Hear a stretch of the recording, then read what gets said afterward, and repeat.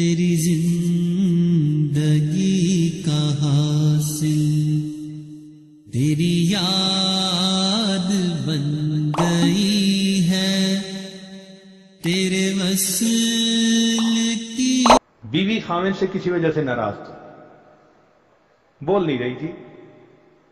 یہ اللہ کی بندیاں بھی بہت ٹیکنیکل نالج رکھتی ہیں، ان کو پتہ ہوتا ہے چپ کب لگانی ہے، اور اس وقت لگاتی ہیں جب خاوند کے لیے ایک ایک لمحہ گزارنا مشکل ہوتا ہے۔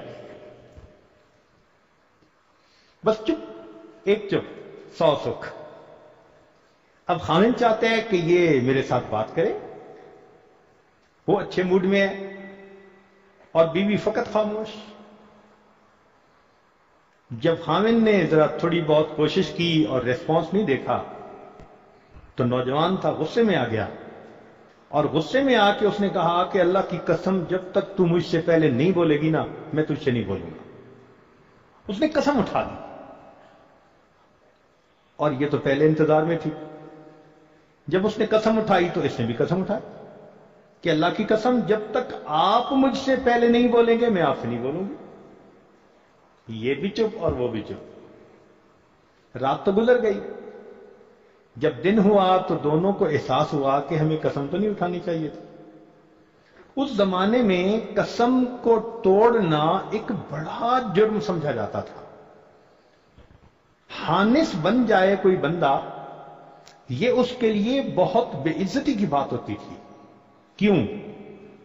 ایک تو قسم کا کفارہ دینا پڑتا تھا، اور دوسرا اب اس بندے کی گواہی اس کے بعد قبول ہی نہیں کی جاتی تھی، یہ غلط قسمیں اٹھاتا ہے تو انسان کہیں گواہی دینے کے قابل ہی نہ رہے، یہ تو بہت بڑی اس کی انسلٹ ہے۔ تو لوگ قسم اٹھاتے تھے تو پورا کر دکھاتے تھے۔ اب انہوں نے سوچا کریں تو کیا کریں۔ خیر، خاوند سفیان ثوری رحمۃ اللہ علیہ کے پاس گیا، حضرت ہمارے ساتھ یہ واقعہ ہو گیا۔ انہوں نے کہا بھئی جو بھی اب پہلے بولے گا قسم اس کی ٹوٹے گی، وہ حانس بن جائے گا۔ خاوند بڑا غمزدہ، دل میں خیال آیا کہ چلو امام اعظم کو، ابو حنیفہ رحمۃ اللہ کو جا کے ملتا ہوں۔ آیا، آ کے اس نے بات سنائی۔ امام صاحب مسکرائے، کہنے لگے وہ تمہاری بیوی ہے، تم خاوند ہو، جاؤ مزے کرو۔ اس کو تو خوشی مل گئی، وہ تو جناب ہنستا کھیلتا گھر آیا، اور گھر میں داخل ہوا، hello hi how are you.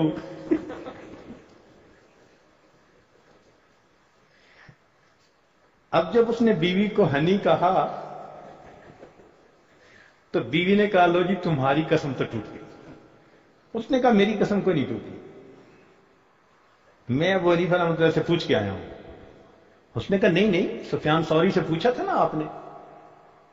ہاں پوچھا تو تھا، لیکن ابو حنیفہ کہتے ہیں کہ قسم نہیں ٹوٹی۔ تو اس دور میں بیویاں بھی دین کا خیال رکھتی تھیں، شریعت کے ساتھ ٹکراتی نہیں تھیں، وہ سمجھتی تھیں کہ شریعت چٹان ہے، جو ٹکرائے گا اپنا سر پھوڑے گا۔ اس نے کہا اچھا دیکھو، دوبارہ سفیان ثوری رحمۃ اللہ کے پاس جاؤ اور اس کی تصدیق کر لو، نظر ثانی ڈبل چیک کر لو۔ چنانچہ میاں بیوی دونوں گئے، سفیان ثوری رحمۃ اللہ سے مسئلہ پوچھا۔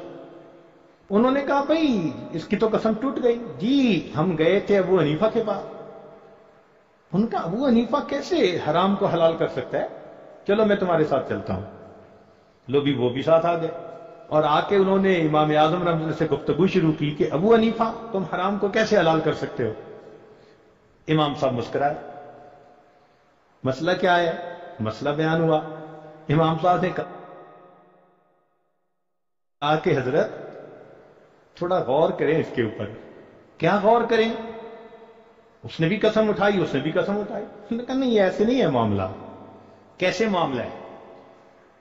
حضرت خاوند نے قسم پہلے اٹھائی، جب تک تو مجھ سے نہیں بولے گی میں تجھ سے نہیں بولوں گا، اور اس کی قسم کی بات سن کر بیوی نے بھی قسم اٹھائی، گو اس نے قسم اٹھائی، وہ خاوند سے بولی تو صحیح نا؟ ہاں بولی تو صحیح، تو خاوند کی قسم پوری ہو گئی۔